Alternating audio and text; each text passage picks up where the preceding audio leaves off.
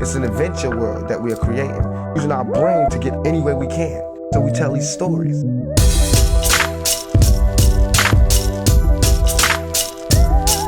Hi guys, and welcome to another episode of A Girl's Guide to. Now I'm here in Monaco to go for a little bit of a different drive this time. I've got behind me the Kia Stinger GT.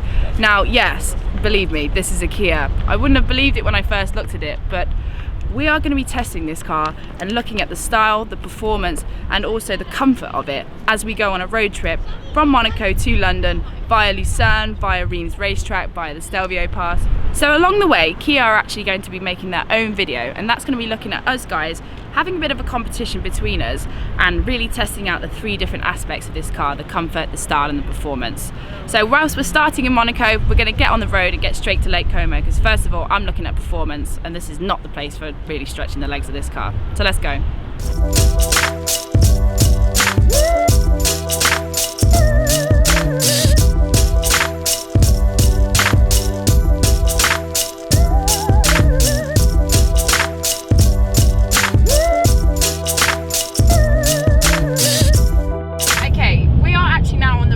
From Monaco to Lake Como, where we're going to be heading towards the Stelvio Pass. So I've been sat in the car for a good few hours now, and I tell you what, it's not a bad place to be. It's like super comfortable. Like, even though it's quite a big car, quite a heavy car, it's really agile, and you can get around these roads absolutely perfectly. I've been looking at the performance aspect of the car today with Kia, and I have to admit, we've had a lot of fun. I mean, that limited slip diff and that rear wheel drive really comes into play, especially when you find a nice little gravel track somewhere.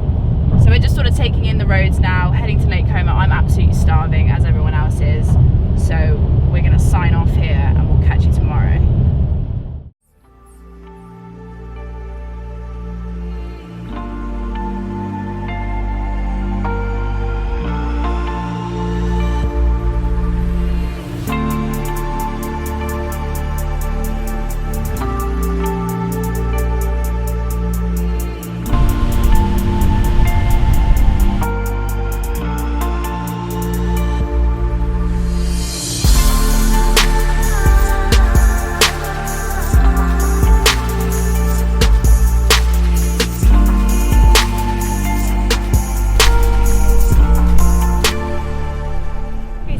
Monaco and headed all the way to Lake Como, and we are now here at the Stelvio Pass. Now, I don't know many better roads in Europe for really testing out the performance of a car. So last time I was here, I was in the Alpha 40 Spider, a lot smaller and a lot less power actually, and now we're in the Stinger GT, which is obviously 1780 kg, but with that 365 brake, we're going to see how it reacts to these corners. It's rear wheel drive, it's got a limited slip diff, so it's going to be interesting at putting it through those hairpins. I'm really hoping to see that this thing can really get it round there. So there's not many times that you get to really take a manufacturer's first foray into a performance car out and really test it out on some of the most amazing roads. Just to give you a little rundown of the Stinger GT, it's a 365 brake, 3.3 litre twin turbo V6, and with that horsepower you get 510 Newton meters of torque. So it's got a lot of power, and it's also it's very torquey. I mean, I've noticed whilst driving it, when you put your foot down, it's very responsive, and you know, you would think sometimes you get a little bit of turbo lag. It's really minimal in this car. It's really impressive. And with that comes the 8-speed automatic transmission, and it's very responsive. You know, we have the paddles here on the steering wheel, which is something that Kia have never actually really done before, and you can really get into it. You can really drive it, and it's right there with you, which is what you would want from a car with this sort of power. And for all that it is quite heavy, I mean 1780 kilos, that is a big car. It's a big sports saloon. It's really planted, and that weight sometimes feels the curb weight can really help put all the tyres onto the road. And when you're taking corners, again, it's a limited slip diff and a rear wheel drive, which could mean that sometimes it can be a little bit sketchy. But honestly, I feel completely comfortable driving this car. It's actually great fun. So one thing that I have been really impressed with this car is the turning circle. I mean, we're in Sport Plus right now, so we're really taking that traction control off, but the turning circle on this thing is insane. Like, it's so much fun to drive, and you really don't feel like you're driving a big sports saloon. And bearing in mind, the last time I came up here, I was in the Alfa Romeo 4C Spider, which is a tiny little thing with 247 or so brake horsepower. And now we're in this bit of a boat with 365, but I don't feel any less comfortable driving this car than I did that. Do you know what? I really do love the fact. I love the Stelvio Pass. It's so good. That traction control button.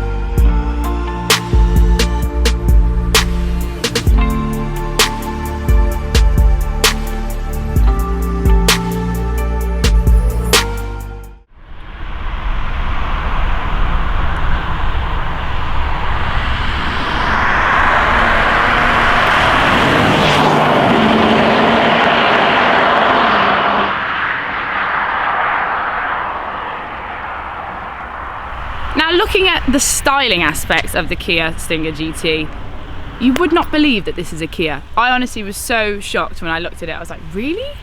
You can see that they've really gone for that sports saloon look. They've gone for the more aggressive front end.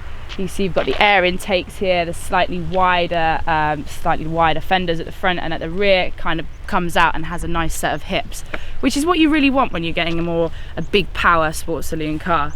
Looking down here, you've got the 19-inch cast wheels and those Brembo brakes. Seriously, they are a godsend with this because it's got a lot of power and it's heavy, and you want to know that it stops. It really shows that Kia have thought about this when they're putting together their first GT car, that they've really gone for the best ingredients that they could go for.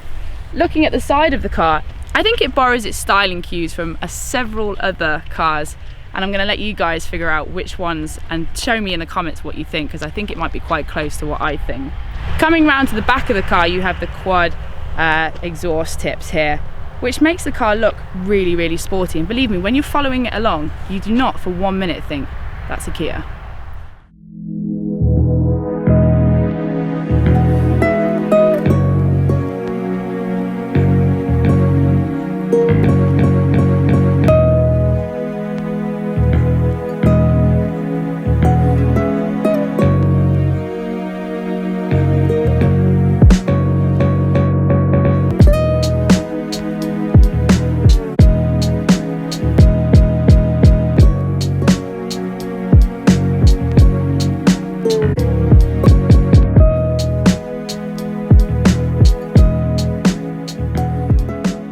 Right now we're here at Reims Racetrack. Now, this is a fairly iconic place. I mean, they used to hold the Grand Prix here years ago, and in fact, Archie Hamilton, who's on the trip with us, his granddad actually won a race here. So kind of nice to come back and actually see this in the flesh, because I've only actually ever seen pictures. Now, obviously, the top end speed of this car is 168 miles an hour, which we can't do, but it's interesting to see that this place used to have race cars on it doing that speed and above. If only we could.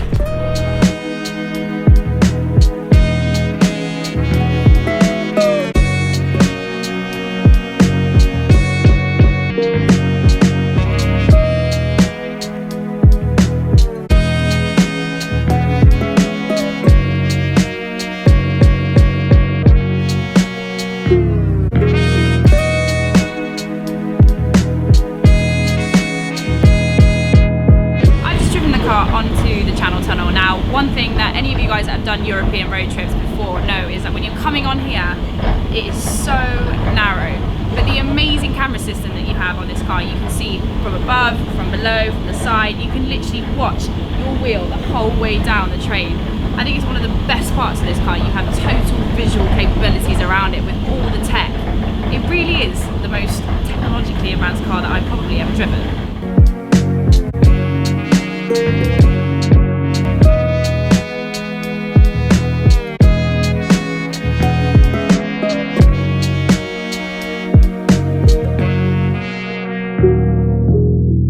Well, we made it back to London.